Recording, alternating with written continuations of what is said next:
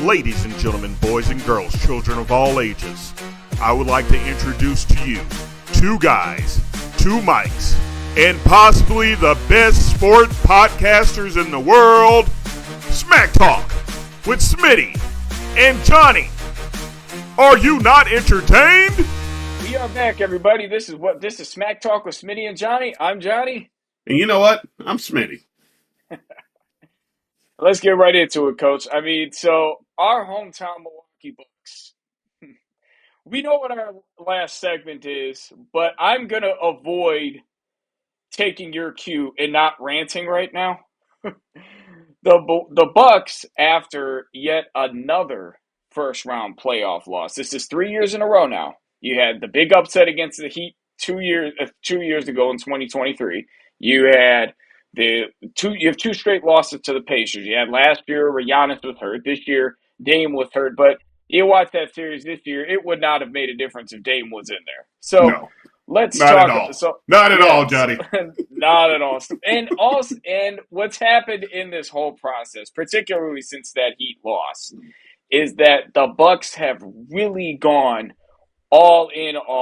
And I wouldn't even call these championship chasing moves. A championship chasing move was when they traded Eric Bledsoe and I think it was 4 first-round picks or pick swaps. I can't remember the exact order it was, but they traded a whole bunch of picks in Eric Bledsoe to get Drew Holiday. That was a chips all-in move, which worked out right away. They won the championship in 2021. You can't. That was the ultimate all-in move. However, after that loss to the Heat, the trading Drew Holiday, and I think there were more picks and pick swaps. I can't always remember that, but that, on the other hand, was a desperation move. That was a desperation move. And right now, the Bucks are just spinning. The Bucks right now are just spinning wheels with desperation moves. You look at like trading Chris Middleton, who's on the decline in his career. Let's face it. He was obviously a fan favorite. I love Chris Middleton. What he did, like at the finals game I was at, he dropped 40 points.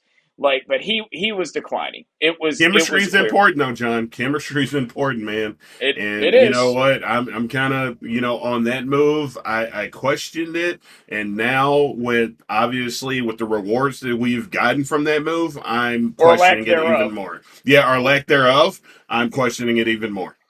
Right. Yeah, that was my next point, Coach. Like Kyle Kuzma, that was just. Talk about a sideways move. And the reality is, like the Bucks are in that position where they're making sideways moves now because they do not control a draft pick until 2031. That is 6 years from now, Coach.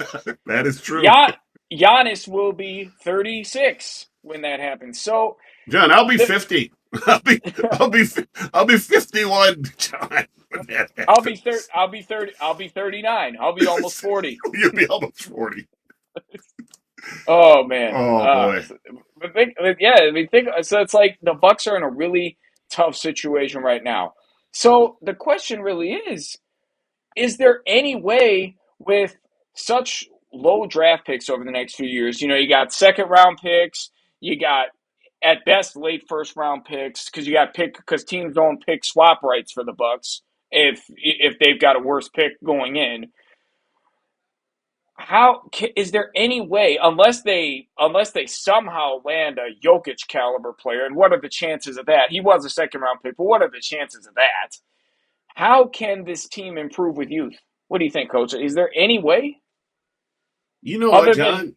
Other than the ultimate chip falling? You know what, John, man?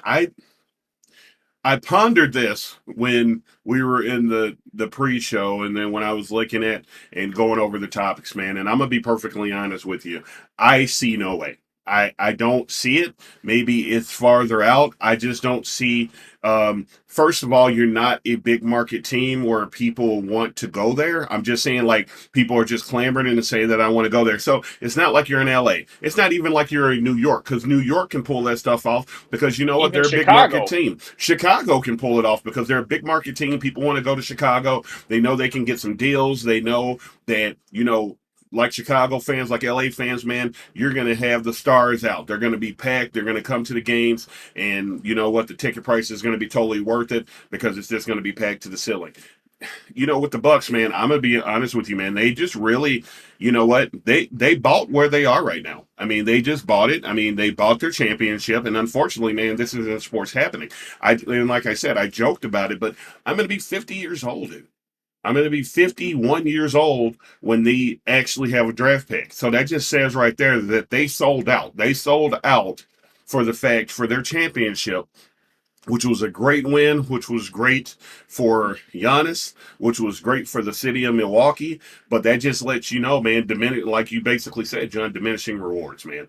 And right? I don't see it. I don't see how.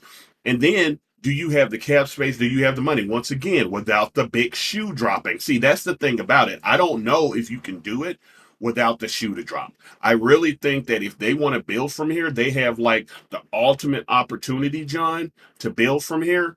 But I just think the shoe's got to drop if they're going to do that.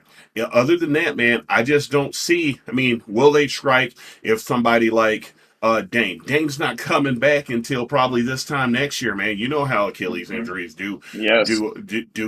basketball players. It's like an ACL in football. You know what I'm saying? It's a Or killer. I mean, basketball.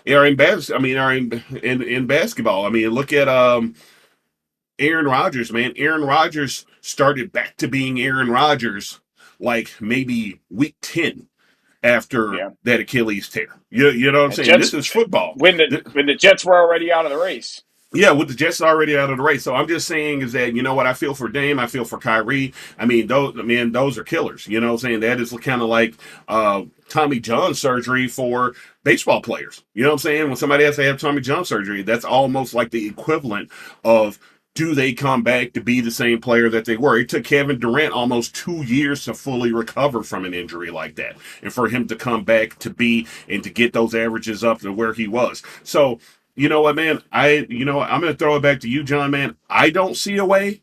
And you know what? I'm very, you know, great championship, man. But I'm very disappointed about how all this was handled because you know what? I've become a Bucks fan over the time, man. And I know how much this city gives and I know how much they've invested into it. And I understand the moves and everything, man. But who did not see this coming, though? I mean, and I'm going to jump on my boy Giannis real quick on the positive side, man. You can't average 30, 13, and 5 in a playoff game, man, and like get beat 4-1. I mean, that just lets you know the state of the team. That ain't Doc. That ain't anything like that, man. That's like, dude, you're stud. He is showing up every day. That's one thing that I got to give the Giannis, man. You're not dropping 30, 13, and 5. You know what I'm saying? And not showing up every day. Yeah. I mean, you can put whatever else in there and saying, oh, he's not the dude. 30, 13, and 5. Give me a break, man. Giannis shows up Right. for work every freaking day. And then Right. we get this. So I can just imagine how he's feeling. Kicking it back to you, John. I don't see a way. I read through my brain, like I said, when I looked at the topic, man. I mean, like you said, you get a later, you get another Dame, you get a Jimmy Butler that maybe comes that wants to come, where you can just strike a deal. You don't have any really trade capital. I don't see it, man. How about you? Yeah. Well, side note, Coach. Tommy John surgery. We'll get back to this in a minute. Tommy John surgery. Some guys actually come back better with how many advancements are in it. But That's fair. yeah. But especially younger guys. But anyway, back to the point here.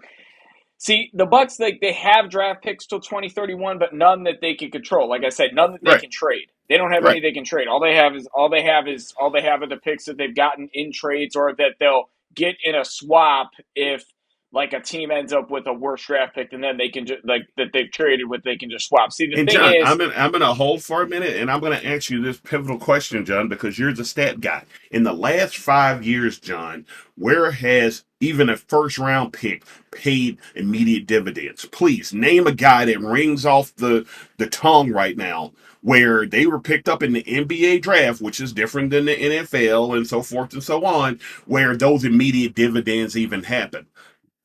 well, I would say, well, if we're talking like lottery picks, then we could go like like Anthony Edwards, Zion Williamson, John Morant, Paulo Banchero, anything like that. But Well, I'm saying I, Anthony Edwards, though, John. Okay, but come on, man. I mean, the yeah, other ones, okay. yeah, Okay. Let me rephrase this question to you. Franchise changing picks. Maybe I should put it that way. Yeah. Franchise changing picks of what the Bucks need to become relevant again. Well, if you're talking about Bucks picks, none of them. But No, if you yeah, but I would say like as far as like lottery guys, like I mean the guys outside the lottery or even like late lottery picks. I mean, there have been some good players, and I know that there's probably one like that I'm just like completely dropping the ball on right now right, that I should know, but I can't like off the top of my head really think about. I mean, there are some guys who have blossomed into those kind of players. Like right. I feel like that has happened, but still, like, but in the second round, I mean, the second round, you can have guys. You're considered a second round draft steal if you have just a productive role player career in the Yep, NBA. Like yep. a lot of second round guys are in Europe after a year. Some That's second fair. round guys or are in the G League or doing something that, and it's great for them, but it's like they're not helping the NBA team that drafted them, and Right. that's the thing. And I just with the way I mean, like I say, the Bucks are going to have to get lucky with a draft pick, like they did with Giannis. I mean, let's be real there. Yeah, oh, yeah. But Fair. That's fair. That's yeah, fair. like they did with Giannis, and like the Nuggets did with Jokic. You don't. I mean, do you get luckier than Nikola Jokic, the 41st pick of the draft, a second round pick? His name popped up on the bottom of the screen during a Taco Bell commercial. That's. I mean, do you get any luckier than that? And now you've got somebody who by the end of his career could easily be argued as one of the 10 greatest players to ever play the game, like legit. John, when But Magic Johnson comes out and says is that he's a mixture of me, Larry Bird, and like the passing ability of a John Stockton, then you know that and you he's a hit. center. Yeah, and he's a center. That's what he's saying. He's like the ball handling and the eyes, and he's like him being as tall and athletic as he was. It's kind of like Magic Johnson at 6'9" being a point guard. You know what I'm saying? Yeah. And then you don't use the words point center a lot, and he pretty I mean, much he's almost designed that word. He's designed that word. You hear point forward, you hear LeBron James, but dude, you really don't hear like even through the years of a point center. He's basically made that word up. I mean, yeah. I And mean, I give him all the credit. what's funny is you even say athletic. Jokic is like he's like almost the exact opposite of athletic. I mean, you look. I mean, he's in there. He's in there. He almost looks like somebody you'd see. Honestly, coach, he looks like somebody you'd see in like an old man pickup league. The way he plays the game. I mean, there is nobody. One thing I've always said about Nikola Jokic, considering he's not that athletic, he barely can jump. He barely can jump. He barely ever dunks. Jokic, there's nobody who makes the game look easier than he does. Like he literally makes basketball look like child's play. Oh, you Like mean him with his literally. dad, him and his dad bod? That's what I call him and Luke Yeah. and Lou. You know what I'm Yeah, saying? Luca. Yep. Luca, I call him the same thing. I was like, man, these jokers out here beating you with a 40-year-old dad bod church league body. I mean, and they're Yep. just making they're just making you look like you're silly. You remember Zach Randolph for the Grizzlies? Same I way. do. I do. Same way. Same thing with him with the dad bod, man. And he's out there dropping 25 and 10 on you. He's out there he's out there bullying Blake Griffin who looks like a bodybuilder. Right, He's right. out there yeah. You know, He's I out there can't tell. bullying Uber athlete Blake Griffin. You Yeah, know? no, man, I take your point, man. I mean, if you don't get somebody like that, John, and you don't get that luck of the draw, so to speak, or like a Giannis man that just got into the weight room and that just blossomed. But I'm just saying, John, I mean, once again, though, you're looking at these athletes that Jokic wasn't who he is right off the bat. And if we go Right. back to the main question of between not having a relevant real draft pick that you can control until 2031, man, you're putting yourself in a situation where you're really trying to catch, as they said proverbially say, lightning in the bottle. And what are the chances of that really happening, man? I don't know. Like I said, I can't see it, John, but Now, one solution that many fans immediately and have been saying since they hired him mid-season last year, but solution that was like the subject of every comment after that Game 5 collapse is an understatement at the 8-0 run in the last 40 seconds or whatever that was. I'm not even touching that one, Johnny. Right. But Goodness. but the big solution that everybody proposes: fire Doc Rivers. What do you think, Coach? I don't. I mean, what's that going to do with the way the roster is constructed? Do I think he's a good coach? No. Do I think that? Do I think that the Bucks, like, if they were in a position, like, if they were in a position where they could legit tear down and rebuild the team, then yes, you start over. But at the same time, do you want to be paying four coaches? You're already paying Bud. You're paying Adrian Griffin. Now you're paying Doc Rivers. I mean, so you're already Yeah. paying three. Well, my So what my do you think, thing, Coach? my thing, John, man, good question. I mean, like I said, John, man, love the itinerary today, man. The great topics, great questions. And to be honest with you, man, um, what does it solve? I'm just saying, you know what? You sign these people to a contract. I mean, and I'm gonna be perfectly honest with you. Stop trying to bail yourself out from your decisions, and stop putting it on there. Hey, general manager. Hey, owners. Coach. You created this. You created this. You're the one that fired a dude that had above almost a 60% winning percentage, and then you went to him because some players didn't like him, and then you did that, and then you fired Bud, man, which I thought that he should have had at least 2 or 3 more years left in him, the way that he was performing. So you know what? These people at the top, John, man, they go here and then they get these delusions of grandeur, man, and they think that, okay, yeah, we're gonna make a move at the coach, but like you said, man, you're gonna have four coaches on your dang payroll. You know what I'm saying? If you get rid of Doc, so I just think that, hey, look here, man, right out of this contract, we know that ultimately Doc is not the issue. Like I said, is he a great coach in my opinion? Absolutely not. But is he a seasoned coach? Does he know what he's done? Has he been to somewhat of the summit of the mountain? Yes. You know what I'm saying? And then my thing is that even if you go younger, man, why don't you just wait to do all of this? But like I said, and we'll get to this, do I only think that you do that, John, if you drop the ultimate shoe.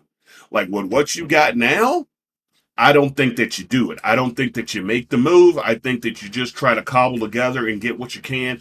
Keep Doc in there. Keep some solitude in there, man. You don't want to be resting on your second coach and, I mean, going to your third coach in like 3 years. So that's something that you really don't want, Mm-hmm. to do right now, because it shows instability of what you got going on in Milwaukee too. And I'm usually not like this, man, but that's a bad look, especially when you're trying to get people to come, especially when you're trying to get, maybe, like I said, a Jimmy Butler that's at the tail end that still got some playoff Jimmy in him that can come and help you, you know what I'm saying? And you can make some moves that way. But no, I think you stick with it, man. Unless, as we'll get to, the ultimate shoe drops. Now, if the ultimate shoe drops, you bring in another coach and then let that coach build from there. Let the draft picks, let him have his input, let him build his team. Because if that shoe drops, John, that's what you're doing. You are really building and you are reconstructing a whole other team, because you're going to get a crap load of picks for you know who. Right. So, if The shoe what do drops, you command? proverbially. What do you command? And like, how can you get a package that could lessen the rebuild time? Because I was after Game 4 when they were down 3-1. I was full all in. I was like, it's time to move forward. And I still Yep. may think this way. I still may think this. I'm not sure though, and I'm gonna tell you why, Coach. The I was like saying we need to trade the Bucks need to trade Giannis. They need to get a return package for him. But then a guy I knew back in the day, he commented and he said, You don't control draft picks until 2031. How are you going to get the draft picks needed? Because okay, you trade for a bunch of draft picks. Giannis is only going to go to a contender, so you get a bunch of draft picks. You're going to be getting low draft picks because that team is going to be likely contending for a championship with Giannis. So Yep. it sounds great to get all of Houston's draft picks or all of the Nets draft picks. I don't know if the Nets are contend, but you know what a team would do if they get Giannis. If they're not a contending team already, you know what they're going to do. If Oh, if they get 100%. Giannis, they're just gonna go all in and get more pieces. But you Yep. look at Houston. Houston's a team that, I mean, they forced Game 7 last night against the Warriors. At the time of this shoot, they look like a team that just may need that additional piece. So they have the draft picks, but they trade all those draft picks to the Bucks. Okay, that's great. The Bucks have a bunch of draft capital, but it's draft capital from another team that they still, at least from what my understanding is, they can't control it. I'll be honest, I'm not fully versed in all the rules of draft picks and Right. unprotected and all that. Like I probably should be if I'm talking about this. I'll be honest with you, but I'm not. But I think that. But either way, if you get all those draft picks from Houston, that's great. But you're getting draft picks around the same neighborhood of the draft picks you already have until 2031. So you're just basically getting more draft picks of guys that, unless you are lucky beyond measure, are not going to be impact players, at least not right off the bat. So Agreed. the thing is, like, I mean, yes, you have to command like a king's ransom. You have to command a king's ransom for Giannis. I mean, he's You got do. 2 3 years. I think he's got 2 full years left on his deal. He's in his ultimate prime. I mean, didn't you, coach? Say it again. 30, 13, and 6. I Yep. mean, 30, who's 30, 13, and 6, baby. yeah. So I mean, you have to command a king's ransom. But I mean, at the end of the day, you also want to. But you also want to get something where you have the grounds for a rebuild. And the thing is that possible with the current situation? Like I said, it was easy for me to just say, "Oh, yeah, trade him. You need to do this and that." And like I said, I may still believe that. I'm not entirely sure now though, because like I want to commend the guy who commented on my post like that. Like he made a good point. Like they don't control draft picks till 2031. Like this is not as easy, clean shot rebuild as you think it's going to be, It is not. just because you would receive a king's ransom for Giannis. And another thing, Coach, I'm going to throw it to you in a little bit, Coach. But another thing Yeah, about I'm Giannis, listening, I man. mean, another thing is like, and I said like before he shed some light on before the guy on Facebook shed some light on this. I said, this is a guy I knew from UWM back in the day. Before he shed this light, I said the only argument for keeping Giannis is sentimental. Like like please don't go Giannis. But you know what? It's like this man, like the Bucks were seriously were not on the verge is a little strong, but they were a serious threat to leave Milwaukee before he got there. I mean, you got to think Yep. that this man. I mean, obviously like Mark Lazary and Wes Edens, the state legislature passed the funding bill. I mean, yes, there were so many other pieces at play here. There were a lot of business investors. I mean, you can't say it's all Giannis, but you got to think like how Giannis has raised not just the Bucks profile. You alluded to this earlier, Coach. It's not just the Bucks profile, but the city of Milwaukee. Like Agreed. you were talking about how Milwaukee's not that much of a destination anymore because like the Giannis allure, because of the state of the team right now, the Giannis allure has kind of, like playing with Giannis allure has kind of Yep. worn off because Yep. it doesn't look like they're going to win anything anytime soon. So, you got Drew Holiday and some of the other guys, it was like Milwaukee was an attractive destination because they had Giannis. And the thing is like, is it really like, can you get a package that's good enough to get your team back to even 45 wins in 2 to 3 years? The answer to that question, like, looks right now like edge to no. So, what do you think, Coach? Like, is there and if not, and I'll let you kind of take this one. Is there any way to build a contender before the end of his career if you don't trade him? Yeah, you know what, John?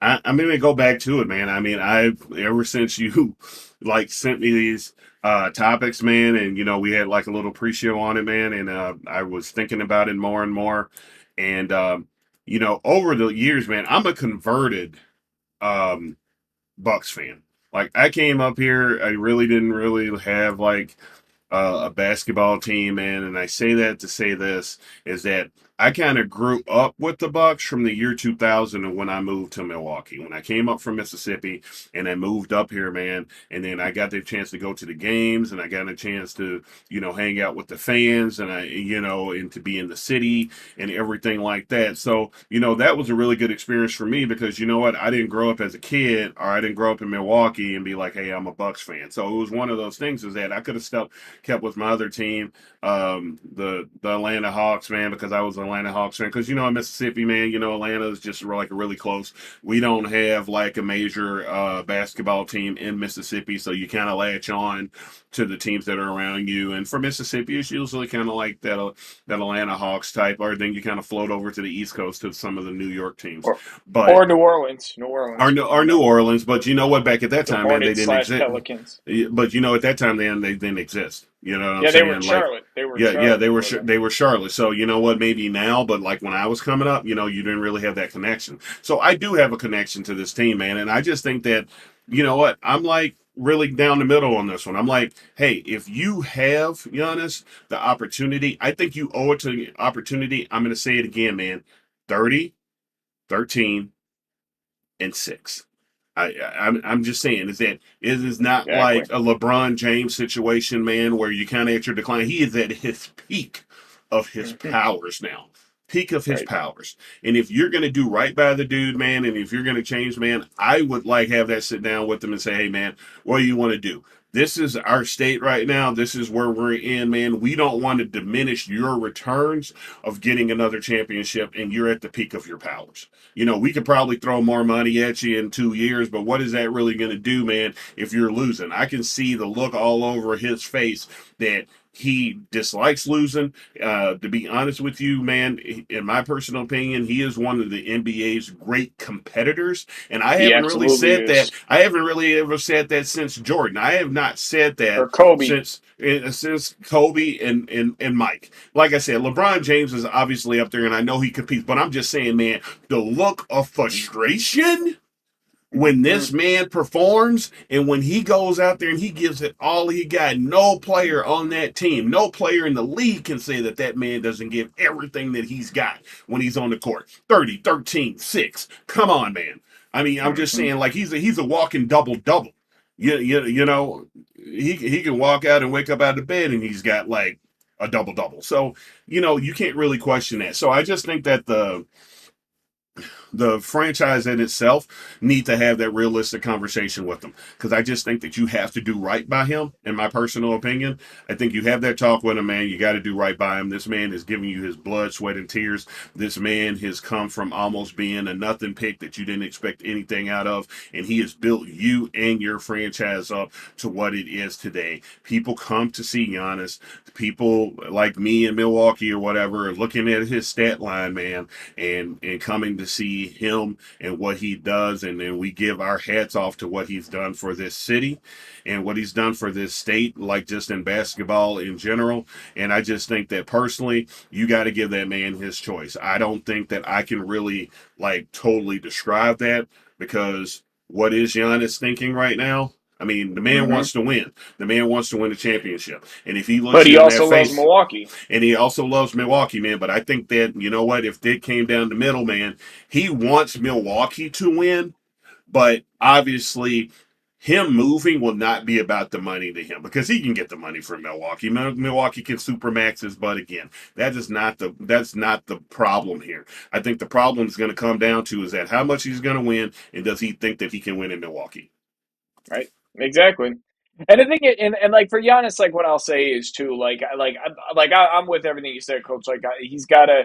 The only way they're going to trade him is if he requests a trade. That's the only chance a trade is going to happen. Because like Right, if you actually traded him and he didn't request a trade, John Horst becomes Nico Harrison, maybe worse. I mean, you man. saw what happened to Nico Harrison when they traded Luka Doncic. I mean, we Man, I consider would him. boycott the Bucks, man. I would never go to another Bucks game until 2031 until we get picks and I'm 51 years old if they would like just trade him without him saying that I want to be traded. Because I mean, and I usually don't say this about athletes, and I'll say this about three people. You owed Michael Jordan that one more year when he won the championship. You owed Kobe Bryant to stick with him when he had that when he had his injury, Achilles. when he had his Achilles injury, and you owe Giannis. And I've only said that 3 times in a career of a franchise. Owing somebody, you got to give that man what he wants. Like if he Yeah. does want to get out and he does want to win, man, then try to appease him, try to make both parties happen. If he doesn't and he wants to stay, then you just got to do what you got to do as a franchise. He's given too much and he's at the peak of his powers. It's not even like he's like I'm even sniffing a downcline out of this guy. Right. And thing about Giannis too, though, the one thing I will say, and I'm not like, we have no proof of this, but like you got to wonder how much, like, as with all these like kind of ill-fated moves the Bucks have made the last few years, like how much pressure has Giannis been putting on the franchise to make these moves to get him a team? You know what I mean? Like, I do feel like there could be a little bit of that effect. There could be some of that effect there, but we have no, obviously we would have no proof of that. Giannis, every time the Bucks make a trade, that Dame trade, he always comes out and says, "I knew nothing about it. I knew nothing about it." But I don't. I'll be honest, coach. I don't buy that. I don't buy that. Like, I feel like every single move the Bucks make, I don't know. I can't remember. I'd have to look back to see if there were interviews if he said that about the Middleton trade. I feel like every single move the Bucks make, he says, like, he'll say that. But I feel like honestly, every move that they make, they consult him on. And I'm not saying they shouldn't, but I just feel like, I don't want to. I think to say Giannis is running the franchise might be a little extreme. I was saying a lot last year, and and I could, there could be some truth to that. So I just, Giannis. I'm not gonna sit here and say Giannis requests to be traded. I'm not gonna buy into that narrative that people are gonna push. That a lot of people are gonna push the same thing about Aaron Rodgers with the Packers, that he's a victim of the organization. I don't buy into that. I don't. I No, don't buy that at all. Like no, Giannis knows what Giannis. You can't tell me he doesn't know what's going on and that he hasn't had a lot of influence over these decisions. I'm not saying he's unilaterally made them and that John Horst is just some no, figurehead, but but I don't buy into that whole victim of the organization thing that people said about no. Rodgers, and I'm not going to buy into it about Giannis. But you already know, like, if Giannis does ultimately request a trade, that's gonna be a big narrative. Because I've already seen, like, in that playoff series, I was seeing stuff like free Giannis. Giannis deserves better, and yeah, Giannis deserves to Whatever, win. I man. agree with that. But like, no, like, but to make him a victim, no, can't. No, Hey, that's I hey, will hey, never get into that. hey, John, you can smell the room. I mean, I'm with you 100% on this. I mean, even me as a father and even as a football coach, man, you know what? The players might not be saying it, but I can look on Giannis' face when he's displeasurable. I can look on Giannis' face and I can read, he might not be hearing from that, but he might be hearing from his agent because that might be his earpiece or whoever Giannis's guy is that he confides in might go and say, hey, man, Giannis is not happy about this. So even he can plausibly deny it all he wants, just like LeBron James can plausibly deny it, Always. just like Nico can plausibly deny it. But you know what, man? You heard enough whispers, and you can say that Kyrie didn't say anything, and blah blah blah. But you can Hmm. read the room. You don't make decisions like that without reading the room and knowing what you're doing. A good general manager, a good people that I don't want to lose my centerpiece. You don't make decisions like that, man, without reading the room. So you might have like not heard it from his mouth, but come on, guys, let's be honest with you. You read the room. You read what players were kind of saying with their emotions, or maybe they were came into you and had some backdoor talks with you. You probably went to practices and seen what you've seen. Come on, you know what? Nobody plays with millions of dollars like lottery money, and there's no information. Same thing with Luca, man. A lot of that stuff when talking about Luca, dude, a lot of that stuff was possibly true. And you know what? And Nico made the call. You know what I'm Hmm. saying? I mean, so even people get on him, worst trade ever, blah, blah, blah. You know what? We will see. That's all I'm saying. I always say that about that because looking at the recent Lakers collapse, we will see. We will see how Luca, because once again, Luca's being Luca, and he's doing that. I mean, he's doing his thing. So we will see over time. Was this about Luca? Was this about championships? Was this about them, quote unquote, the conspiracy theories out there about tanking the team so they can try to force Dallas or Forest, Texas in general to legalize gambling because I know that new group really Yep. wants to do a new casino, make what do you call it, sports betting a big thing and then attach it to the casino, you know what I'm saying, the casino, and that's realistic. They've already put it. So it's rumor, but it's not rumor. We know that there is some push in the legislation for that. Now, how big that is, or did it really play to the decision? We don't know. But that's what I'm just saying, John. You read the room. You know what I'm Right. saying? You don't make decisions like that, man. I don't play with millions of dollars like Nico did with lottery money and save myself $110 million because now Luka doesn't get the supermax. Did it come down to that? So same thing. Let's push it back to Giannis, man. Which the Bucks are not even close in that situation, and everybody loves Giannis. Hell, I Hmm. love Giannis. You know what I I'm do saying? And too. I'm not even a big fan like that, man. Just his joy, just his talk, the way that he conducts himself in the interview. You can tell that he really loves this game. He considers himself lucky to be here. It wasn't like LeBron James and he was the chosen one. It Hmm. wasn't like Michael Jordan where it's like, okay, I'm the top guy that's coming out. I'm reshaping the league. Same thing with Kobe.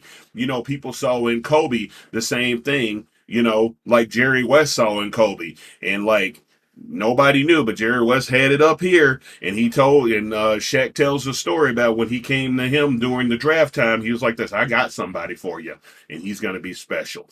Don't you worry, Shaq. We got you." Hmm.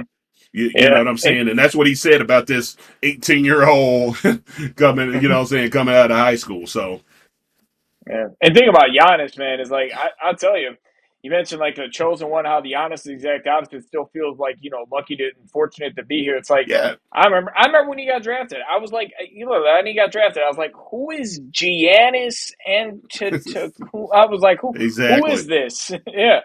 We found out, didn't we? Hey, And man, he's a dude. exactly. But the thing is like the thing is like either way, like you trade him. I mean, it sounds good until you really realize like what kind of package you could get in return. Like you'd have to get draft pick. Like I think it's unprotected picks that you would need. You would need to get like picks that would that I think would be based on how you'd finish. Like I said, I gotta look up the rules. I'm not gonna start talking about stuff I don't know what I'm Right, talking about. But exactly. No, I get you. but and if not, I mean, it's not like you don't have draft picks, but the draft picks you have are guys that you got to be real lucky to get in. And mention draft. Let's switch sports now. Oh, now Johnny, I've Let's been switch waiting on it, sports now. baby. Man, I've been waiting on it, baby, because I'm revved up. Now we're in my territory. yes, sir. Let's go to Yeah. work. So, all right. Well, we're in your territory, coach. You're kicking us off. Who looks like he can be an immediate star? I need an offensive guy. I need a defensive guy. You can say Cam Ward if you want. I don't need you to dig in. Oh, oh. All right. You know what, John? I'm going with the first two picks, my friend. I mean, I'm gonna be perfectly honest with you. I mean, I think Dula, the defensive end, Oh, he that was went. he was number three. He He was was number number three. three, yeah, behind Travis because I forgot they traded up for Travis to take him Man, they Jacksonville, which I thought once again was one of the worst trades. I mean, the capital that they gave up for him for mm-hmm. that a non-quarterback. You know what? I get it, man. Transcendent athlete, great athlete, Yeah, probably going to he's be a good. special. And yeah, he is definitely 100% special, man. But usually you don't see moves like that unless, once again, if this was like mid 90s, you would see that at a running back. You know what I'm saying? You would see a move like that at a running back, but you wouldn't see a move like that at a receiver because receivers usually drop out five or more. You know what I'm saying? After pick five, that's when you consider that you're getting a good receiver because usually, even back in the day, you know, you're not spending that high of a pick on a receiver or a DB usually. You know what I'm saying? No matter what position it is. But those are my two guys, man. And you know what? I'm not gonna even roll. This is gonna surprise you. This is gonna surprise you, man. I think that Mister, and you know it hurts me. It hurts me. It hurts my heart, John, to say this because I think you know what's coming. All right, Mister Golden and Abdullah are the guys for me. I mean, I'm gonna say it, man. I think the Packers like stole. I think the Packers was a steal. And it kills me to say this because I was okay with the Cowboys pick because they haven't missed on a freaking lineman yet. So Yeah.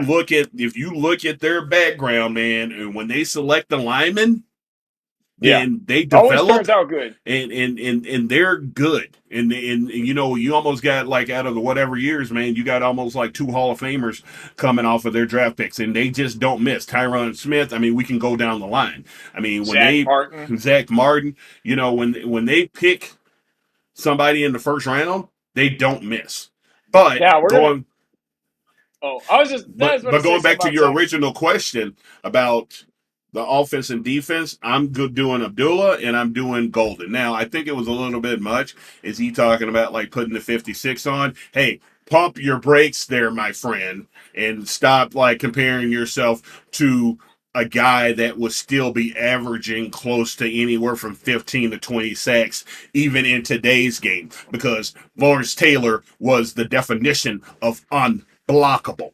Yeah, Oh yeah, yeah, he yeah, was you pure know, savagery.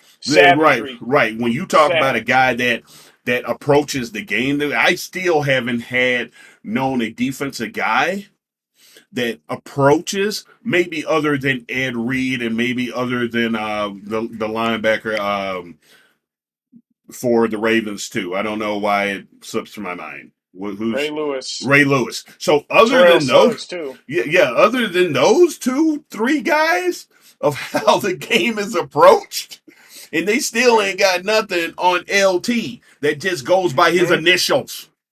Right. Like Exactly. you know what I'm saying? Like anybody. And John, you weren't even like really around or even close to being born in some areas about LT, man. And you know who Oh. LT is. Like Yes. he's Oh. the greatest defensive end. That's why the left tackle, dude. When the left No, my tackle gets LT is paid, Ladainian Tomlinson. yeah, Okay, yeah, my yeah, LT is yeah. Ladainian Tomlinson. That's fair. But when you go to LT, man, and the reason why left tackles are getting paid is because of one man, and Mm-hmm. that was Lawrence Taylor.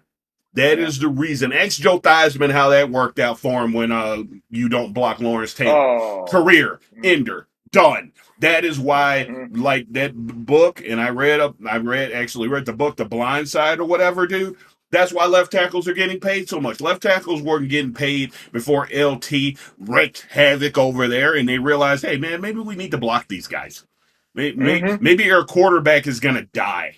Like Right. let's Exactly. figure that out. But back to the Mm-hmm. question, John. I just got on Abdullah about that because I was like, dude, don't even like let's not get to the whole 56. I don't even know why that number's Yeah. not even retired personally, but whatever. Right. But I think him, and I'm gonna go with Golden. I'm gonna go with him, man, and I'm gonna go with Golden. I'm gonna Mm-hmm. give you a couple points. I'm gonna go with Abdullah because I just think that he's a changer. I think that New York went against the grain and made the smart pick here. I think that their guys in their room said, "Hey, best player available." And to me, I mean, I'm the jury's out on Cam Ward, man. I think that he was like just of the draft, and like I said, I love his story. I like coming from nowhere, but to tell you the truth, man, he would have probably went in the second or third round if he was drafted last year, compared to those Yeah. Yeah. guys that Yeah. were This coming was out. He this was definitely not a yeah, QB strong so I'm not draft. taking No. anything from him. Like I said, I love his story. I love Zero Star coming to where he is. I think he's got a lightning arm. To tell you the truth, he reminds me a lot of Brett Farvish to me. Like that's Mm-hmm. like that gunslinger mentality, man. I'm gonna sling it. I'm gonna try to fit it in top holes, man. And I don't care what you or anybody else think. I mean, this was the greatest quote that I love when Shadur asked him, "Hey, man, we should make a rap album together," and he looked Shadur in his face and said, "Man, I play football. You know what? I play football." All And right. then he's like, "What are you on, Shadur?" And then the clip goes on, and then he's like, "This, dude, I got a job. Yeah. I'm a And we football talk about player. I'm a right. football Exactly. player." So Exactly. that's what I love. But no, and then I'll switch to Golden, man. I just think that what he brings, man, like I said, like I said, it hurts me to Ultimate say deep threat. this. It I know hurts it me to does. say this to my heart. I love hearing But it, and I but love hearing it. but LaFleur is dialed in because that Joker will take, just like with Jordan Love, best player available. I got Aaron Rodgers, whatever, dude, best player available. Golden, hey, they could have went DB, which I thought that they were going to go DB like I that was hoping either with him or Johnson. I think it was yeah, Will Johnson. Was it? Yeah. Right. So I thought that they were going to go DB with this because they definitely need that help because their defensive backfield is kind of like in, I'm not going to say shambles, but it's definitely an influx of what they got going Yeah, I was on about to back there, say. and definitely was a problem for them last year. So I really thought that they were going to go there, but them picking Golden, man, I was like this, with Watson being in and with their receiver group being in a way, and then trying to give. I think that this was a vote of confidence of like they did with Aaron, to Love saying, "Hey man, we're going to give you the weapons what you need to succeed. So you can't come up here and tell us when you don't get it done that we're not trying to give you the things that you need. You got Josh Jacobs in the backfield, man. You got a deep threat in Golden. You got your other Right. receivers, which I cannot name off the bat because you know what? I'm not a Packer fan, but they do have other receivers out there. Jaden Reed, Romeo Dobbs, Christian Romeo Dobbs. Watson, That's who I was searching for. So you Dontayvion so you do have Romeo Dobbs, man, which is the ultimate Jaden possession. Reed. Jane Reed, which they are ultimate possession receivers, and they kind of give you that thunder and lightning kind of thing where they can sit down in those holes, and then you know what, they can slip those tackles and then make those little 5 yard to 7 yard intermediate passes and make Love look good. So those are my two, John. So I'm going to switch it over to you. What was your picks? Because those are my two, man. I think that to me, those were like, I think that they're going to be immediate starts. I just think that with Jordan Love, man, having a deep threat, and he loves getting the ball down the field. So it's not like you went and spent a deep threat and you got a guy that just likes throwing intermediate passes. I mean, he likes getting the ball down the field. Yeah. So I'm gonna go. So what I'm gonna do? I'm gonna go another. I'm gonna go another Penn State player here. I'm gonna go. I'm gonna go Tyler Warren, the tight end from the Colts. That's Like not that bad. man. It's not Man, bad. that man did almost everything at Penn State. So I'm really high on him. I think he could be. I think he could be a real solid tight end in the league.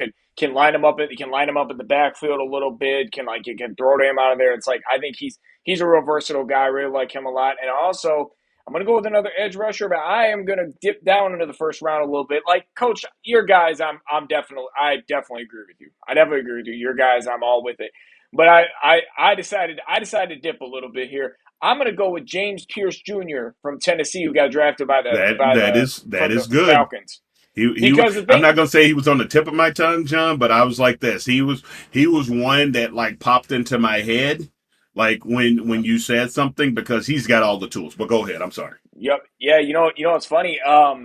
It's funny. I saw it. I don't know if it was NFL Network or ESPN, one of them, where he was compared to, as far as his athletic ability, he was compared to Javon Curse. And what was Javon Curse's nickname, Coach? I'm sure you remember. The freak. Exactly.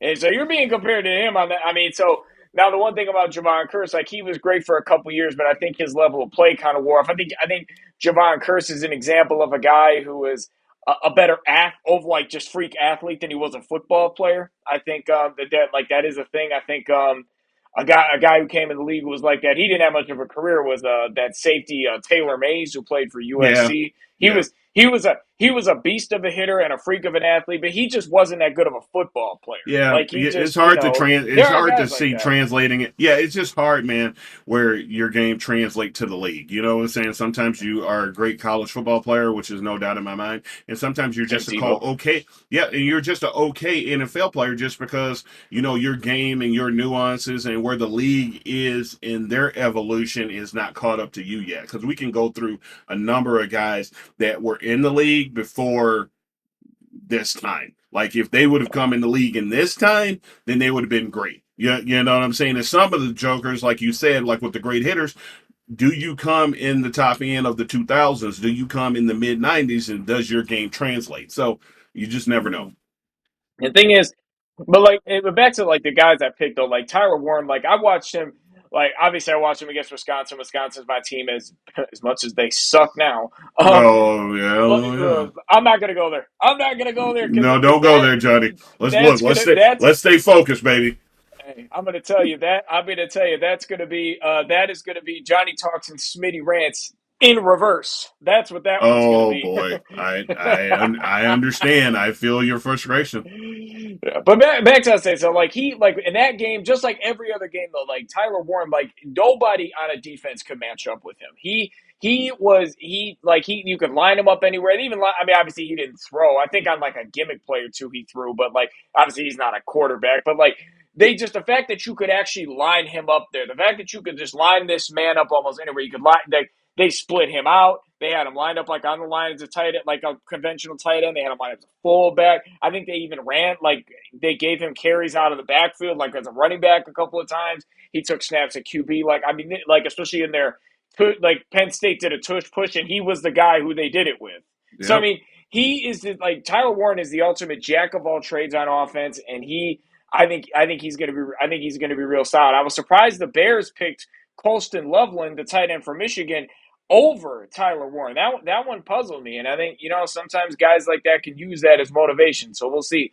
And James Pierce, I want to get to that one I want to get to that team too because the Falcons were the worst pass rush team in the NFL last year. Yep. They addressed that in that first round. Yep. Dress the need. They got yeah, exactly. Like they went right to it in the first round because they not only got James Pierce, but they also got Jalen Walker from Georgia, two edge rushers they picked in the first round. They said we weren't hitting quarterbacks last year. We're definitely hitting quarterbacks this year if our rookies turn out. We are Yep. definitely like we weren't getting pressure. We are getting pressure this year because if you look at the Falcons, like you look at I mean I don't want to harp too much on them, but you look at the Falcons the last 2 years, you see the talent that they have on that team. Like they've just had a couple fringes.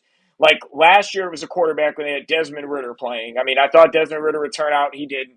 And then, No. last year, last year, that was the year before, I should say. Last year they had Kirk Cousins. He was good until he was not. And then Michael Penix came in.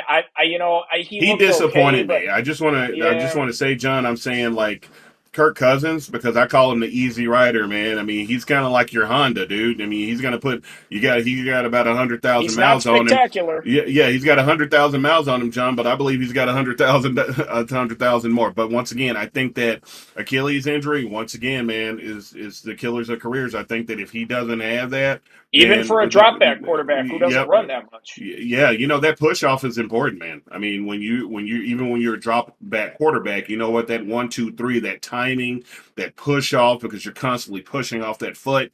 You know what I'm saying, to get that snap on the ball. So I just wanted to add that in there, man. I mean, he was a disappointment for me because I was a Kirk Cousins fan because I just think that he's the constant pro. Everybody loves him. People love him in the locker room. The fans love him because he's gonna give you what he's gonna give you. Right, exactly.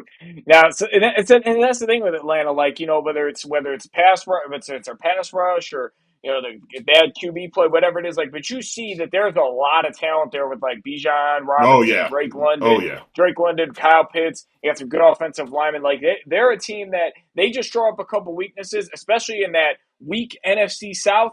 They could easily be a playoff team next year. I've predicted it the last 2 years though, so I'm going to hold off because I'm predicting it this year because I've predicted them as my sleeper team in the NFC the last 2 years, and they've disappointed me both times. So I'm gonna hold off on that. Now we're talking about QBs here. We're talking Oh, about Cousins and oh, Penix. I, Now, yeah, I feel the and hot and topic we talked about of the last of. I feel the hot topic coming, John. I don't want to and touch the we stove, talked baby. and we talked about. I'm touching the stove. We talked about. Oh, Well, oh, I'm the one I'm the one controlling the stove on this one. yeah, We yeah. like I so. see the temperature, baby.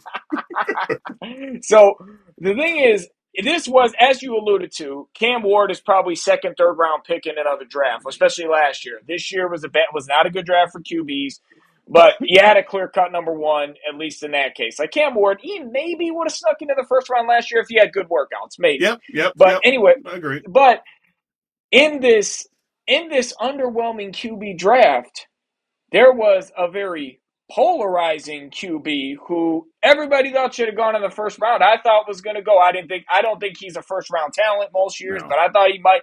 I thought he might go in the first round, especially to the Steelers. Why, Coach? And we talked about this pre-show. Why did Shador Sanders fall? I know everybody's talking about this, but Coach, you have You, the floor. you know what, John? I'm going to put a different spin on it. A lot of people. I mean, I'm going to be perfectly honest with you, man. A lot of people want to bring up race. I don't think that played here. You know what I'm No, saying? And I don't obviously, think so. you I don't think see so my either. color, you see where I'm at. But either way, man, I don't think it played, and I'm going to tell you the reasons why I don't think that it played here. because you know what? I always say NFL is a money league, and I think that I forgot the football player that said it, but he was a prominent, great black football, played defensive end, but I can't think of his name. But he was on ESPN, and he said it. Uh, Sharp said it, and I know Stephen A. has a different take on it, which I don't necessarily agree with. Marcellus Um, Wiley, you might be who you're Marcellus thinking Wiley. of. Marcellus Yeah, Wiley is exactly yeah. who I was thinking of. Thanks for clicking that in, John. But my thing is, man, is that I don't think that it had to do with race. I don't think it had to do with the, everybody's talking about, oh, because he put legendary and because he put all that stuff. Now, I do think in a sideways that has some stuff to do with it, and I'm going to tell you why. I'm going to try to paint the picture here. So, Cam Ward went number one. All right. We all When knew that. you, well, we all knew that. When you have a draft, John, that does not have significant picks, you know what I'm saying? And that it didn't have a lot of need because there was literally a handful of guys on a handful of guys for that needed a quarterback that really just needed a quarterback. So we knew that. But then we also knew that there was people like Abdullah. We knew that there was people like Travis Hunter. We knew those other people was on the board. And then you ask yourself again, when you don't have a great quarterback draft, then the talking heads in these rooms say, hey, look here, why do we waste the money on a first round quarterback when we can get the best available? And when that Exactly. question Yeah. happened, that's what I knew. So then I knew that New York was probably not going to go that way. I knew when Jacksonville traded up, there was going to, then I predicted in my head, I text messaged my son right away. I was like, he's going to fall. Soon as they made that trade and they moved up for Travis and Travis got picked, I was like this. All right, there's going to be a fall that's happened. I was like, he might go day two. That's exactly what I said in my head. And the reason why I said that, John, is because in the NFL, you got the top tier of the top tier. And it doesn't matter. We've seen people like Joe Mixon that go because they have drug problems. We've seen I forgot the big quarterback that went. He was from LSU back in the day that had the gun arm, Jamarcus and then Russell. Jamarcus Russell. We've seen him go red flags everywhere about this dude. This dude maybe started just one season. It was just the red flags was everywhere. I mean, his accuracy was in question. His work ethic was in question even before. He was one of the guys that didn't go to the draft. You know what I'm saying? So there was red flags everywhere. But his measurables and his talent made a lot of people overlook all of that. So then I go back to Shador, and then we've had people with drug problems that went, that known that they have had problems, but once again, their talent Domestic was like, abuse. yeah, domestic abuse. You know what? Talent can overcome that, baby. That was college, and these jokers. That's why I just know this league is not quote unquote about the whole black and white narrative that they're trying to paint, or because he was cocky and stuff like that. Which I do once again, though. I think that played because when you drop John, like he dropped, it's because now you got into a pool of guys where they're like, dude, you're not like a Jackson Dart. I kind of figured that they were going because Jackson had a great combine. A Yeah, he great did. combine. He went there, man. He was dropping dimes. He was dropping quote unquote darts, and you he's know he's got such a fitting name for a quarterback, doesn't he? he's got a great name. I'm surprised that he's not going to be on what do you call it, those board games everywhere. Like somebody's going to get him for a dang deal. But either way, but when you drop there, and they were talking about Dylan Gabriel, dude. Dylan Gabriel played good football. You look at Yeah. his numbers and you look at Shador numbers, man. You can say, "Oh, he had a great line," and you can say, "Oh, dude, all that stuff doesn't matter when Green is in." We can go with Shador, questionable arm. We can go with Shador, questionable feet. Nothing like I think that we kind of hit on this before, John, pre-show, is that nothing that really popped off and I'm looking at this from an analytical standpoint. So when you have that, John, and you have those things that really doesn't separate you from this. Now, what do they go now? A lot of things are coming out now, even if they're true or if they're false. Now we go to draft meetings. Now we go how we Mm-hmm. handle ourselves. Because I think Marcellus Wiley said it best. When you drop into the second round, man, we're looking for a backup at that point. We're not looking for a franchise Yeah. quarterback. You know, and he said it the best. And So and now he's and you he said that about the second round. So right. So now you get into backup quarterback land where you have all these other backup quarterbacks. They're like, dude, we don't want you to overshadow the show. I mean, I really like what they said about um, the backup quarterbacks like Cam Newton. Why did he not stick at? Because we don't want this to all be about Cam Newton. When he was the backup and they got rid of him and they tried to stick with Mac, which wasn't yeah. a great decision, but we didn't know that at the time. But Marcellus Wiley said that too. We don't want to make this all about the backup quarterback. So you know what? We bring Shador in, man. Everybody's like Shador this and Shador that. You know what I'm saying? Why Where teams you know it's what? tried it's ultimately why teams stayed away from Kaepernick and Tebow Yep, too. yep. The same thing. So Now you know what? No, Tebow wasn't that good. I mean, Tebow probably would have been right. because Tebow got chances. Like Kaepernick, nobody signed because it's like, okay, yeah, I mean, you love that he's socially active. Well, it depends on what your views are on what he Right. says, but like, but the thing is, it's like why? But the thing is, like, the media attention's all on the backup quarterback, and Yep. it's just Yep. not. You just don't really, you just don't really want that. It is a business thing. Like it's really, I've Right. grown to understand that over the years. And I'm gonna say again, John, and I'll say this, John, and this might be a hot take for me. If you are elite, you are going in the first 10 picks. If any of those teams thought that Shador Sanders was elite, now we can't get into the Aaron Rodgers of the world because once again, Aaron Rodgers failed, but the only reason he failed is because there was not a lot of QB needy people in that draft because that's why he pinpoints the San Francisco 49ers for following him. He doesn't pinpoint anybody else. He didn't say, well, you're going to pay for not picking me. He went at the San Francisco 49ers because it was literally they needed a quarterback and there was like 20 other teams that just did not need one at that time. They Mm-hmm. just did not need to spend Yep. because it's not like Aaron Rodgers wasn't highly rated. It wasn't stuff like that. So when people try to compare like Aaron Rodgers and then when they want to try to get into the Mannings, man, we are looking at the Mannings. This is the same family where their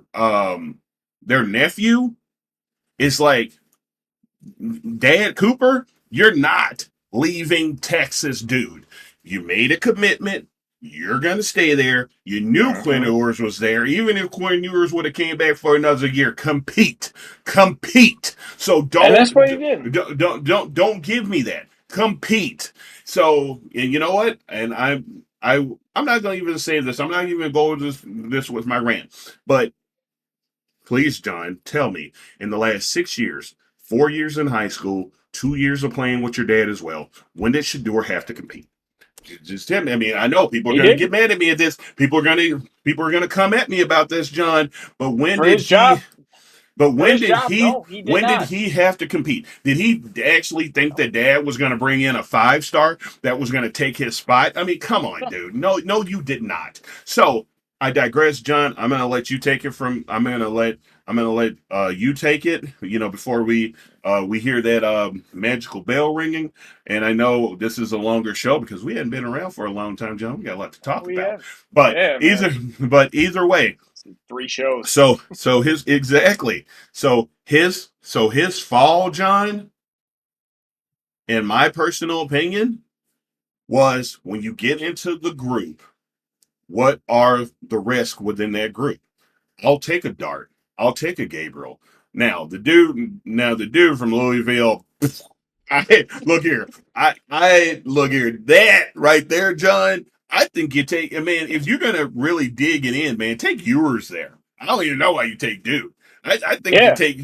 I think if you're gonna go, if you're not gonna pick Shador there, then you have to go with yours. In my right. personal opinion, And we mentioned yours a or couple Howard, times here. or Howard. I think you Yeah, either well, go with all right. Howard there.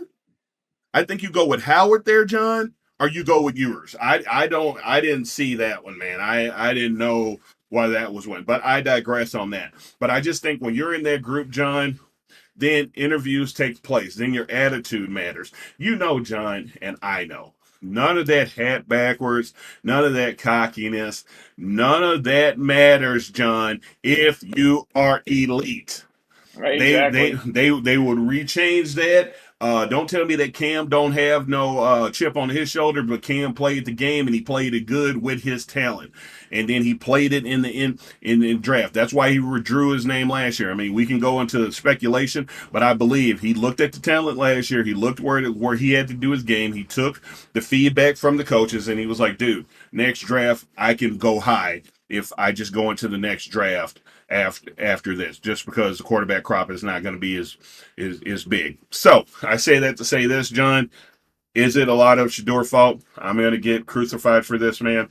Yes. I just think that when people got mad at me when I said this, got mad at me on Facebook when I said this, you overvalued yourself. You didn't have an agent. You didn't have proper things, in my personal opinion, to read the room to actually see where you are. And I think you over-evaluated yourself. But the ultimate evaluators, the guys that do the hiring, John, Hmm. made their decision. Now, like I said, man, we can look at the Tom Brady's, we can look at those evaluations, we can look at those people, we can look at all that, but I don't think that that has anything to do with the situation. Same things with the Mannings, different attitude, different area. John Elway, totally different thing. A new league was coming in. He knew that he had leverage with the new league to like Hmm. kind of push that because the UFSL, the UFL was USFL. yeah was coming. USFL. Yeah, back in the day was coming in. So you know what, man, we got to look at the different dynamics of that because I'm a big football guy in my head, so it's like we got to look at the different dynamics of that. But no, I just think that I think that it was partially his fault. I think it was the legendary stuff to some degree. Now, once again, if he was elite, if he got the proper grade, then it wouldn't have mattered. I just think that he kind of just oversold himself, and I think that, and I think that he would be a good football player, man. If he digs in, I think he's got all of the tools. Tom Brady didn't have the killer arm or anything like that, but do you have the grit? Do you have the fight? You're gonna have to compete for the first time in like 6 years for a position where you might get cut. So we'll see what kind of man you're made of now, man. Maybe this is the best for him, and I wish him luck. And like I said, Yeah, I do too. yeah, I do too. I wish him Absolutely. luck, man, and I wish him all. And I just say that I don't listen to the hype machine. I didn't listen to the hype machine. Oh, you didn't get into any trouble in college.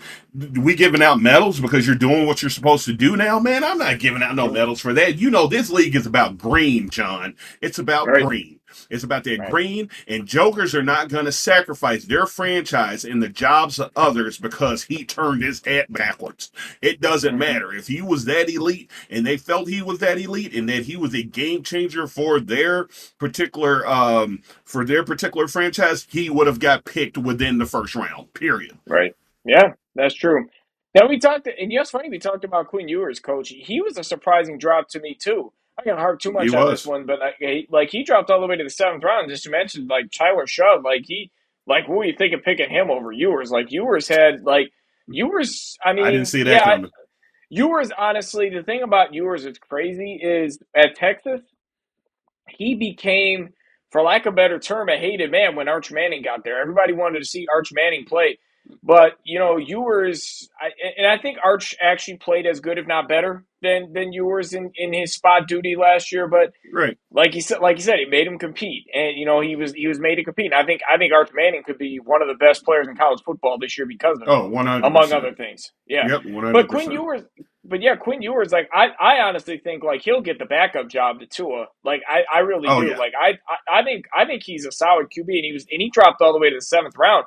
I wonder, did I cause him to drop to the seventh round when I pointed out that he said I play like I go to school to play football, not that I play football, not school, or whatever he said, or You like know what, or John? he I don't think he so. yeah, I don't know. He maybe like did he say it, or he was like quoting Cardale Jones, the guy who Yeah, played for Ohio State back then. Yeah, he was quoting Cardale Jones, but no, I don't think that was the point at all because I just to piggyback on you, I think that he's a good fit for Miami for what they have. I mean, you have a pretty much certified genius running your offense. You got a bunch of fast guys that when they catch the ball they can run. That's not dependent on arm strength because we seen with Tua, you just have to be good enough and deliver the ball. Lay it up, baby, and let's run and get it. So, and watch yourself out there, Tua.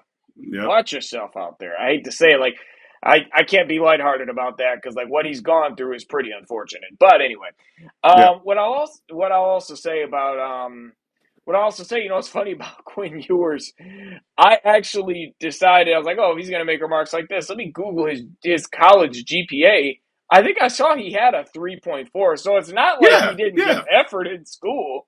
That He right. always seemed like a smart guy. So I just think that, man, when you come out as a 5-star, John, and you really don't, that's the thing about, I piggyback with Shador too, man. I just think that, you know, he pretty much hype machine himself. I mean, everybody's like, I mean, a lot of misinformation. He was a 3-star coming out of high school. with the help Yeah, of his dad, yeah, he was a 3-star coming out of high school. He was going to go to Florida. I think it was Florida Atlantic or Florida one of those International. schools It like was that, one I of think those I two, remember. like one of those two lower level Division 1 schools that he was going to go to. His dad got the job, obviously. Yeah, I'm going to follow my father, which is not, I would have probably done the same thing. But like this hype machine goes around here, like I said, he's a good student, and he was, and I was like, this dude.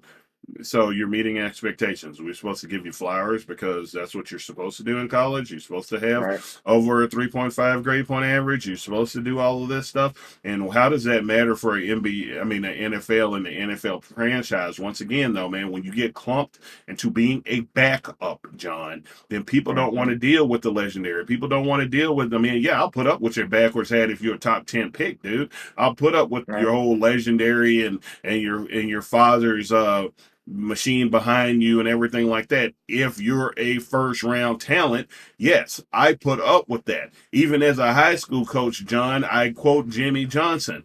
One guy was sleeping. He said, "You're gone." And then he was like this. Now, if it was Michael Irvin, hey, Mike, wake up, baby. mm-hmm. We, Yeah, we it got a is what it meeting. is. Look, we got a meeting going on. So that's what Jimmy Johnson. I think Jimmy Johnson's biggest thing that said to him, he was like this: I am tough, I am fair, but I ain't stupid. Quote unquote. Jimmy Johnson Exactly. about who the people are on his team. He Right. was like this. Exactly. He was like this. I want you to be if you're if you show up. This is I just want to do my last Jimmy quote here because I love me some Jimmy Johnson. He's like, I know you do. he said, if you show up, if you work hard, and then his third one, and you're a good player, then I'll work with you. But Mm-hmm. if you show up and you work hard and you're kind of a good player, you might not be here tomorrow. I mean, Yeah. we just gonna keep it real, and that's how Right. most NFL championship coaches and championship franchises think, John. So Right. and I just kick back that. So, but on the Quinn Ewers thing, man, I really think that she could have went where the guy from Louisville went. I actually like Quinn Ewers, and just to go back to my point before I went on a little rant, or early rant, is that his five, like I think he came out of high school, man. He was a 5-star dude. He came to He was. Texas. I think Archie Manning, once again, which is another 5-star dude, really like the Manning enigma of a Manning, him going there really affected just Quinn Ewers to no fault of his own.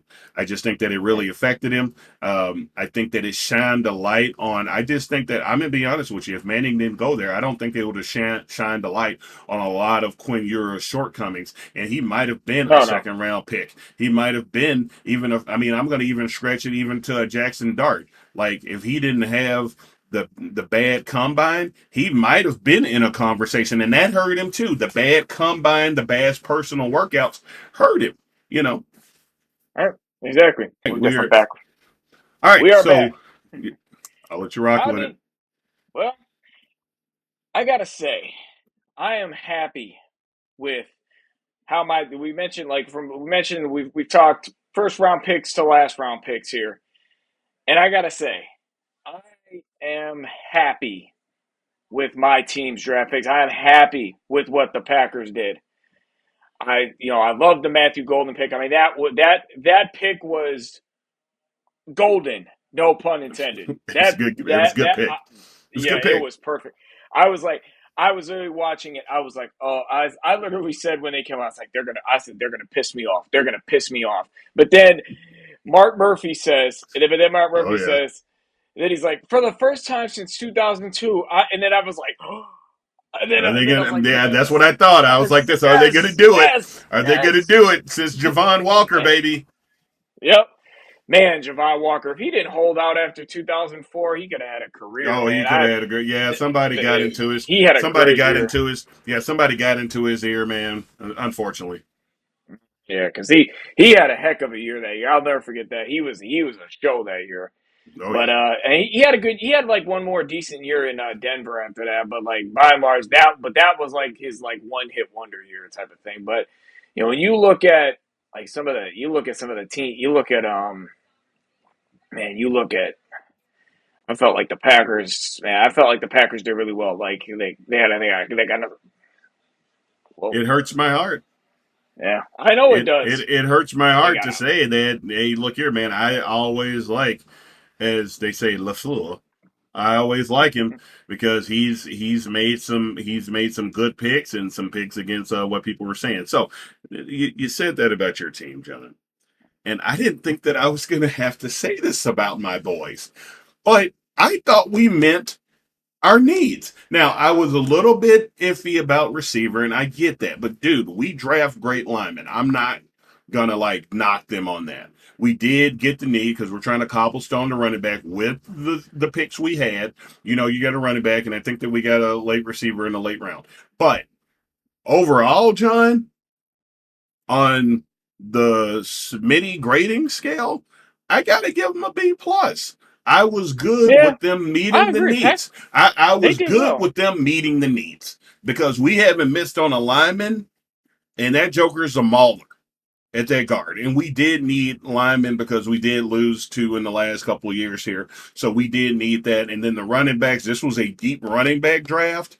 And we didn't need a superstar because we have picked up some in free agency that might have one more year in them. You know, saying so we picked up two good ones in the free agency, in my personal opinion, that might have one good year in them. Yes, we were shopping at Marshalls and we were shopping at deals, but I'm like this, you know what? At least you know what, we did meet our needs and get our needs, and we're going to hopefully have a healthy Dak Prescott back, and then we'll see what Dak can do with the running game with a solid line in front of him. That's going to give him some time, which has been a staple of the Cowboys. So I would have to Mm-hmm. give them a solid B plus. Now I would have liked, me personally, you know, just being a fan of the game, I see why we did go with the guard, but I would have liked Golden at 12 personally. That's what I thought we were. I mean, that's what I To was go with hoping. CD Lamb, Yep, yep. I like that. To go with CD because CD is really that intermediate threat where he can catch the ball, he can run jet sweeps, he can do all of those things, and he's like a quasi the new version of a number one receiver, but really not a number one receiver with all of the stuff that he can do for us. You know, so I really thought that we were going to get him a number like a true number two, and I thought we were going to get a downfield threat in like a Golden, but I understood that if we didn't pick him there, then he was going to be gone. I mean, I was surprised that he lasted that long personally. And when it fell to the Packers, man, I was like this. Yeah, and you know what? When I saw him still on the board, and I, you know, just with Watson and with the things that were going on in the wide receiver room, I was like right away, I was like this. They're gonna go with Golden. I was like, I Oh know Lafleur. man, I was. Lafleur is an offensive guy, and he goes with best available. That's how Mm-hmm. Lafleur is. He goes with best available, and I figured that he was going to do that. But no, overall, man, I give my Cowboys a B plus, John. That's where I'm at, man. I mean, I was really appreciative of them. Yeah, I think that's a good grade for my Packers too. Maybe even an A minus. Like because I Yeah, like that yeah, they got another receiver in the third round. I like that they added some O line depth. yep, I'm not against that. I think I think they needed a couple guys just to add to the depth. I don't know if they need starters because they did pick no, up somebody. They lost Josh Myers, but I think they can slide Elton Jenkins over to center, and then I forgot the name of the guy they picked up, but they could start him at guard. And and maybe Belton from NC State could work his way into a starting job. You never know. I do like also that they picked up a couple edge rushers in the later rounds. I think that was looking here. It was the fourth and the fifth round. They picked a couple edge rushers. I'm a little leery about their fifth round guy because he was hurt pretty much all of last year. yeah, The guy from Oklahoma State. I did Yeah, that's like tough. they picked up the Packers do well with late round D linemen. I feel I'm not saying that they become like elite players or whatnot, but you don't expect 6 round guys. Well, Tom Brady, but anyway, you don't expect Right? 6 round you don't expect 6 round guys to be elite. But oftentimes, like linemen they picked in like those later rounds, D linemen have turned out to be good rotational piece guys, and Brinson, the guy they got from Georgia, I think he could be another guy like that. Another defensive player from Georgia. The Packers and the Eagles seem to love defensive players from Georgia. Eric Stokes is now gone, but he was been there. Quay Walker, Devontae Wyatt, and now Brinson. This is, but I still like you can't go wrong with defensive guys from Georgia under Kirby Smart. You just can't. And then, No, now I know a lot of people weren't too happy that they didn't address DB as much. They got a corner in the 7th round, but we'll see what happens there. And now, because I think that they may be looking to get another year out of Jair Alexander, which it's been a little. yeah. That's always been an up in the air situation. But I'd say I'm giving the Packers an A-, coach. I am. No, and I think that's a good pick. I mean, I just did a little bit of homework on ours in later drafts too, and I was looking as well, and I was like, you know what, we did not get a receiver because I know that Jerry, there is some rumblings about Pickens. I know that I've heard some rumblings about Pickens. I know some people are against it, some people are for it, but I'm like this, man. We do need a solid number two for CD. So I hope that the Cowboys are trying to work on something to get that. But a lot of defensive picks. We did go O line. We did get 2 running backs in the draft, but we got the defensive end from Boston College in the 2nd round, which I did like the pick Oh yeah, because a lot of we people. That was a lot of ESPN guys like that one too. yeah, I like the pick because we do need more edge rushing help because then I think that we can be a little bit more gingerly with my boy Micah Parsons and like have Mm-hmm. him some different stuff because I think that he'll make just a good flat linebacker too and maybe one of those guys that can come off the edge as well. So I think giving him building some depth because we did lose Lawrence. So I thought that that was a really good pick just because it was able to build us some depth in that position. But other than that, man, like I said, I'm standing hard at a B+ because like I usually will get onto my Cowboys about the draft picks, but I thought that Jerry and the gang met our needs. I did like I said, I was understand about the first pick, man, because we have not missed. I mean, this will be the first time in a while that we've missed on an offensive lineman in the 1st round. You know that Yeah. or we've missed on a Yeah. 1st rounder, period. Because we have not Yeah. missed on a 1st rounder. I mean, I think Ellis was a 1st rounder, and I think that that was kind of a stretch for us. But other than that, man, I mean, we have not missed on the first. Michael Parsons. I mean, we can go down the list, and then we can go to the offensive lineman. So we haven't really missed, and nobody's ever came at the Cowboys for not drafting well. Nobody's My pick.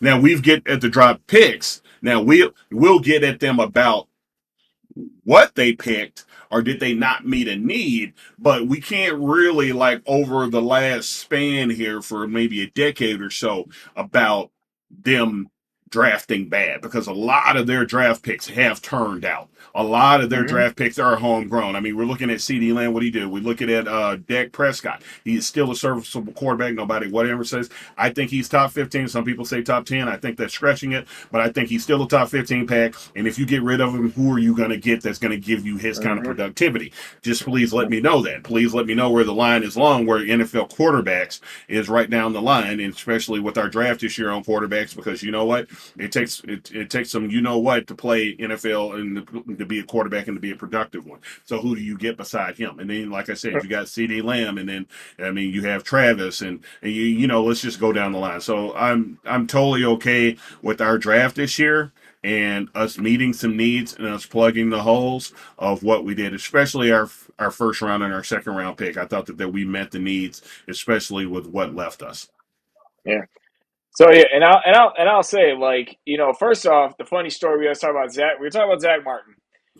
I will never forget that. I think that pick was booed on draft day because fans wanted them to take Johnny Manziel. Yeah, because they wanted to take Johnny Manziel. Now, I wasn't one of those people because I was like, man, Yeah, he's just because you a knew about football. Because you yeah, knew he's about football. because he's a plane ready to crash. So You Yeah, know. Johnny Manziel was man. He was a clown show. And Let's you be know, and he realistic at quoted that time. himself too. He quoted is that he was glad, he was like, now as a grown up, that he was happy that he didn't go to the Cowboys, because I think he was talking on one of the podcasts around, and Yeah. he said he was glad that he didn't go to the Cowboys, because he was like, dude, me in the Dallas Fort Worth area where I'm from, and what the kind of person I was at that time, he was like this. You thought my fall was bad in Cleveland? It would have been 10 times worse if I was around my people, around the, Oh the the my. places that I knew where I needed to go. He was like, dude, it would have been 10 times worse. So Johnny Manziel was like very honest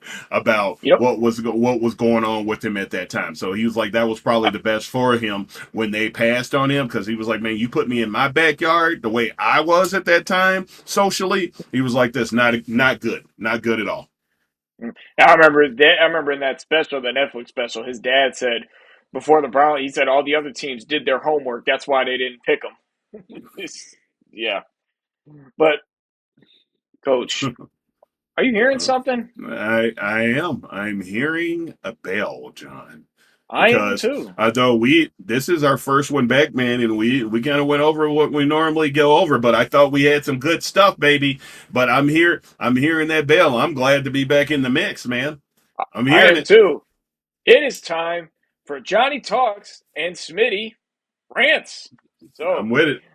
let's get right into my talk for today. So a lot of our first segment was about the Bucks and how they've gone all in, and the all in move for Drew Holiday, the desperation move for Dame Lillard. Dame Lillard said it begs the question as a franchise, because in our hometown we have franchises who take both of these approaches towards success. We have the Bucks who've gone all in to try to to try to chase championships with a generational talent in Giannis.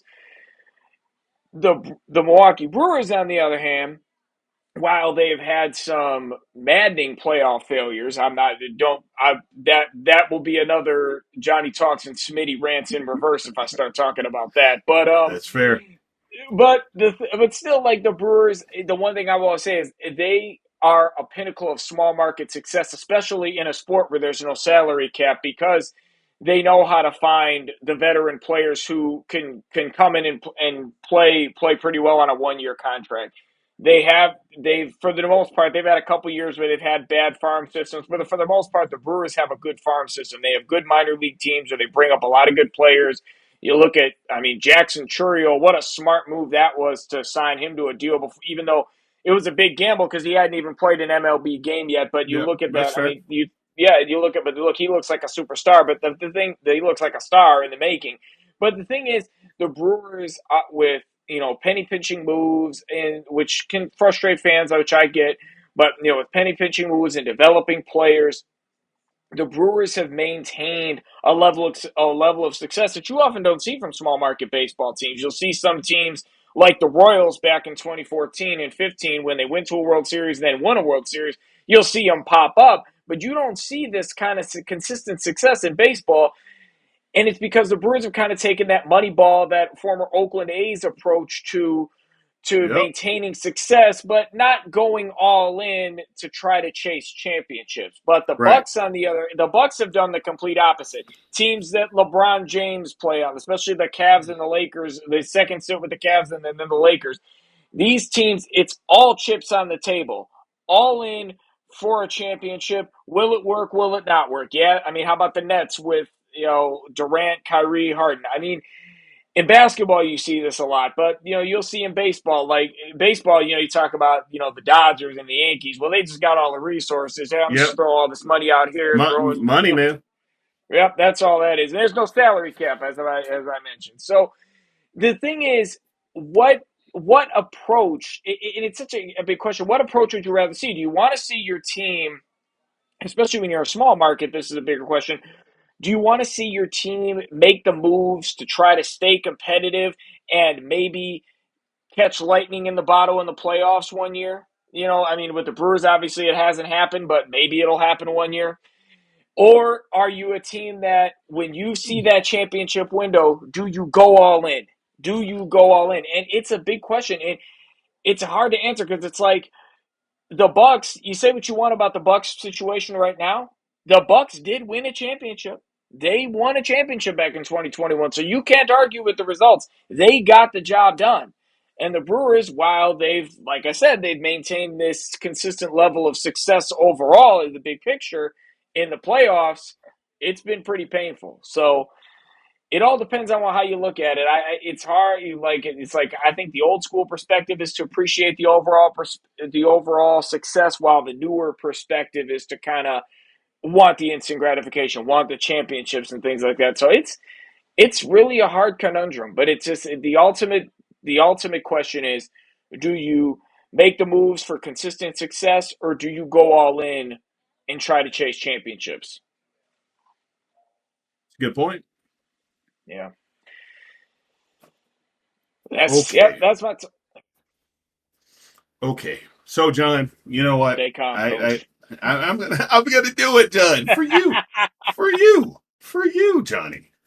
So this is my thing, John. I am going back to. I actually have nothing on my cowboy radar today to rant about. So, but I'm gonna go back, and this is a little personal for me, but you know what? I'm gonna just go with the rant about college football and what is it transforming to, because you know what they say, John. The old saying is that you don't know like the real problem unless those problems happen to you directly or indirectly. You don't know. So, Right. so I say this for even the families at the Division 1 level and just the state of college football. So, personal experience in a way.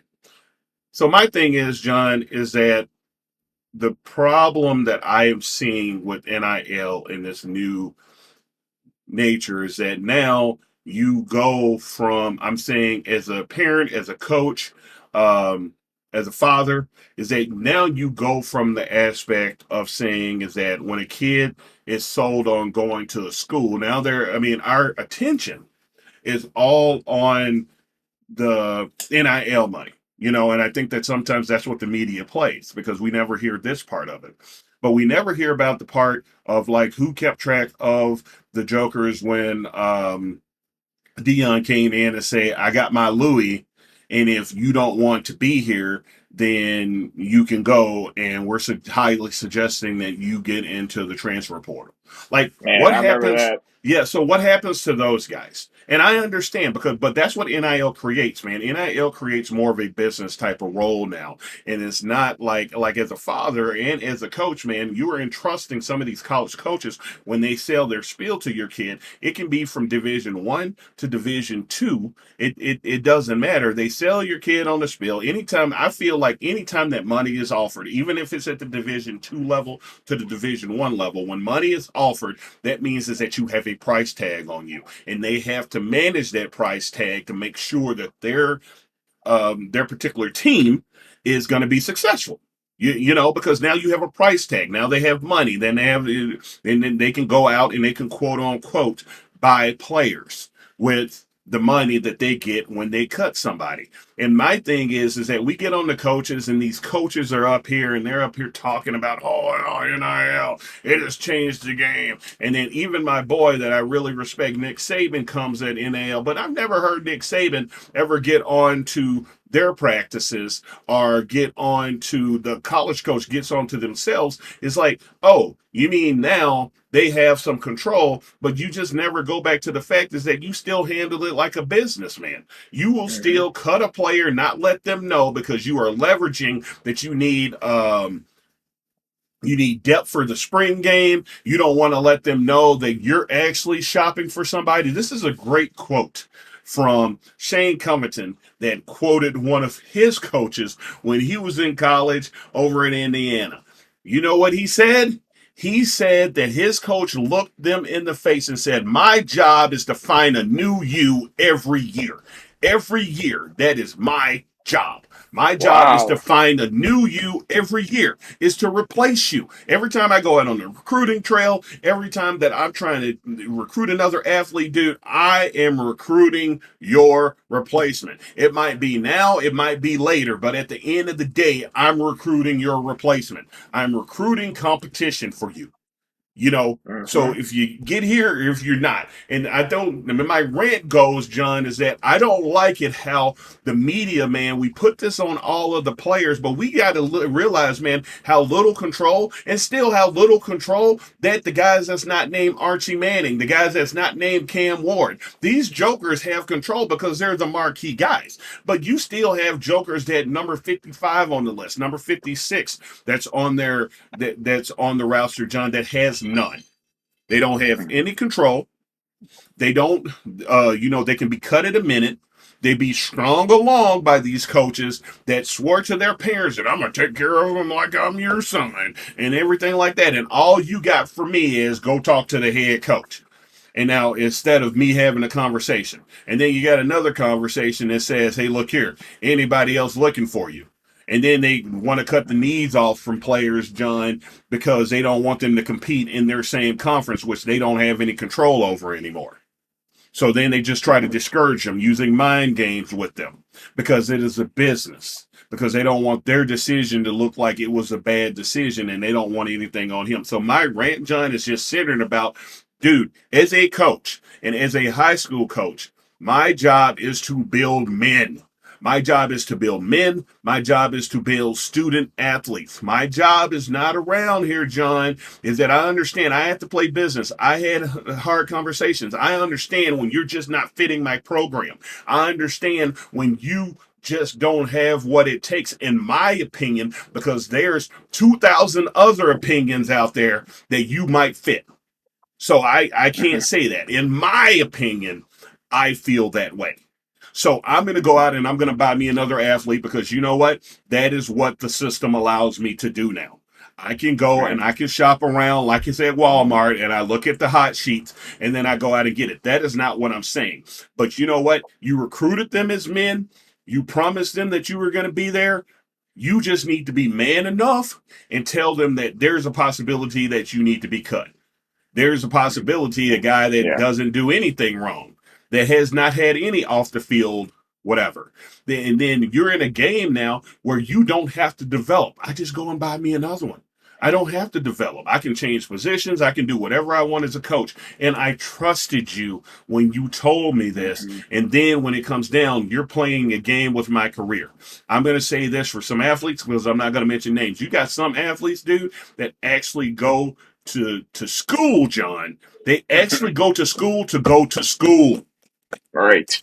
You know what I'm Exactly. saying? And you know what? I Exactly. think it came to me in the ether, man, because I saw Josh Jacobs' story. They had him on a podcast, John, and it just played into exactly what I'm talking about right now. Josh Jacobs said, I was the backup to the backup.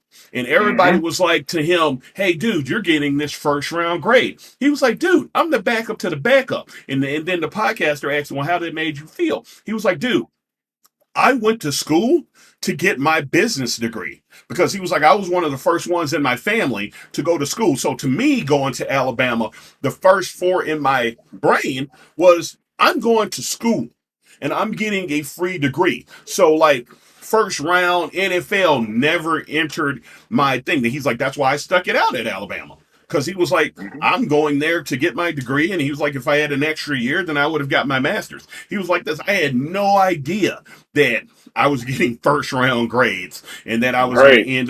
I was going to end up going to the Raiders and doing what I was able to do. And now I'm at the Packers and I'm being successful there too. He was like this. So he was like, he's like, it didn't start to ring to me until my beginning of my senior year. And when draft people and the coaches was like, dude, you know, you're getting the first round grade, right? You know that you have that. He's like, man, I'm the backup to the backup. What are you talking about? Right. You know what I'm saying? So, and he was like this, and I didn't know this about him. He was like this. There was only one time, John, in his whole entire career that he got over 15 carries at Yeah. Alabama. No, I know. One, I know. one, one Yep. time. So That's what he was saying, John. So I'm just going to say it. And I'm always going to end my rant with this, John. Hey, college coaches, you got to do better. You have to do better. I understand that there's a business out there. I understand even as a high school football coach, you have to make hard decisions. You have to do what's best for your team. And you know what? Some of those hard decisions mean that other person leaves. But you can't play games with these kids' lives. You can't just come up and then all of a sudden say, and then I know you college coaches are out there giving this malarkey speech like you got to be a man and a man does this and that and a man should do this and that and I'm raising you because life's going to be hardships, and then you go against all of the man rules when you're talking to these people. You know All what? right. You wouldn't respect somebody, and I'm going to end it here, John. You wouldn't respect if one of those kids said, I need to talk to you, coach. And then they said, okay, what's up? Hey, call my dad. And then the Right. dad gets on the phone and says, hey, look here, man, my son's no longer going to be there anymore. You would look at that kid in the face. You would ridicule him. You'd be like, you're not being a man. You're not coming up to me. You're not telling me that you need to leave. Blah, blah, blah, blah, blah. That's what you would do to them, John. You would Right. ridicule them, John, and you would call them everything under the sun, saying, this man told me to talk to his dad.